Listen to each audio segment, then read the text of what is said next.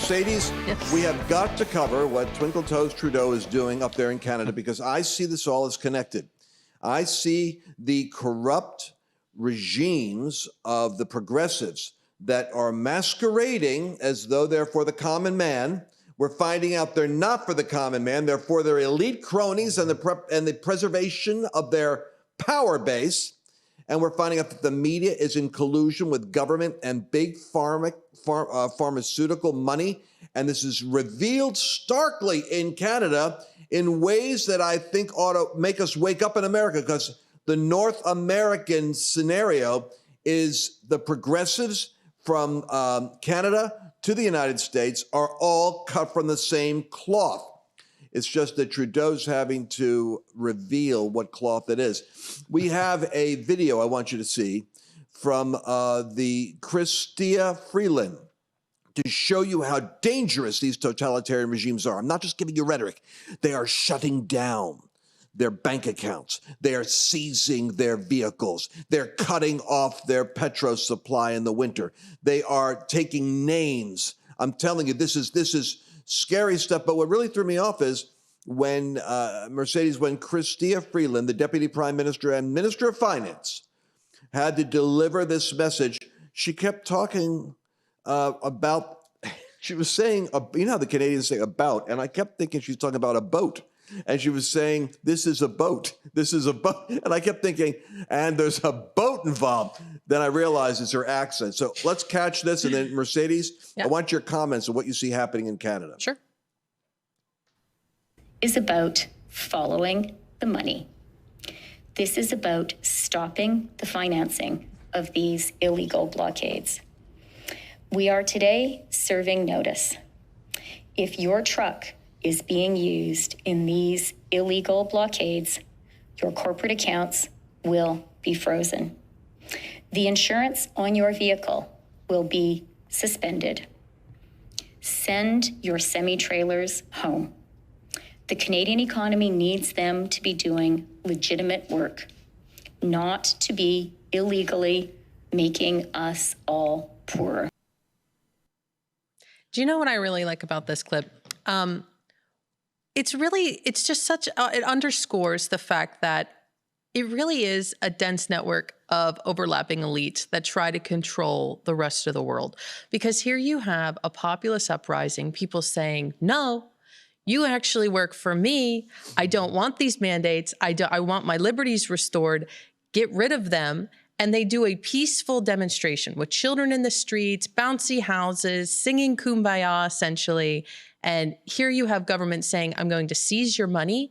I'm going to revoke your licenses to do business. It is so shockingly dystopian and out of touch in many ways. But Lance, I just think it just so underscores the fact that some of the things that I've heard you teach for years about that it's really at the tops of these mountains in these spheres that they try to exercise control. And to me, for me, it underscores the need why so many Christians like Bianca or Alan West or the things that John's doing, how we need to be moving towards these places of influence and trying to uproot this type of corruption. I'm telling you, man, the church, my word to the church is wakey, wakey. Yeah. I mean, this is your moment. If you're sitting by waiting for some kind of a spiritual revival to happen that you can get involved with, you're missing history. This is the awakening. Yeah. And then in the midst of it, we could see how people will be open to the gospel. They'll be open to the gospel because their lives are being threatened by demonic strategies to destroy civilization itself. And we have a one-shot chance in this midterm and 2024 to take momentum back. Look at how the media is got a blackout on what's happening in this truck. They're being presented like they're Nazi white supremacists. This is typical of the left's playbook. They're misrepresenting these people. And if you don't have media that is shouting back the truth, you won't have the uprising, but the populist movement. Here's the data. John Gray's, listen to this. 59%. Oh, this has got them watching this in Washington, I guarantee it. While Biden's ratings and popularity is underwater. 59, let's just say 60%, according to Rasmussen, of likely U.S. voters, these aren't people just opinion on the street, these are the voting people, 60% of them support the trucker protest. 42% strongly support. Only 33% of the voters in the United States oppose the trucker protest. This tells me that the populist movement is on the side of the working class. And it looks like the working class, John Grace, is actually on the side against the elites. What say you? I think it's actually going to be more than that, because remember, that's 60% when we're all suppressed in the media. There's no free speech. There's no free and fair media in this country. We're having to get the news through alternative sources.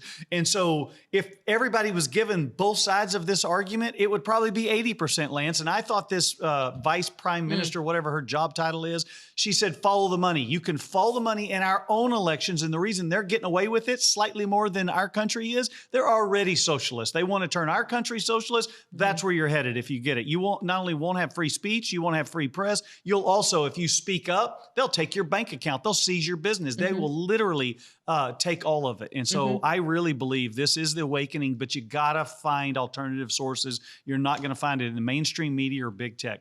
But once again, let me say this. This is the reason why we are sending up huge red flags about centralized banking and digital currency, because they want to be able to shut down the economics, livelihood, and oxygen of their enemies. They not only are labeling us, according to the most recent Department of Homeland Security report, saying that the new domestic terror threat, believe it or not, is programs like this that are creating dissatisfaction with the institutions. Well, guess what? GoFundMe took $9 million that we gave to these truckers and then froze the money and wouldn't distribute it. Then Give, Send, Go rose to the occasion in order to take money. They had like $7 million sent to them, and then they got frozen so that the money wouldn't go. You're looking at the tyranny of the banking, centralized banking, and the institutions working with the left-wing Marxists in government. This is like the shadow of communist China descending over North America. Wakey, wakey, church, because it's up to you to go up against the gates of hell and push back. This is a spiritual battle and a natural battle at the same time. Hey, I hope you've enjoyed what you've heard so far. This is just a segment out of our entire podcast, but I'd love to give you access to the entire broadcast, and it's going to be at lancewallnau.com/podcast. Go there and you can sign up and get the entire unedited, uncensored message.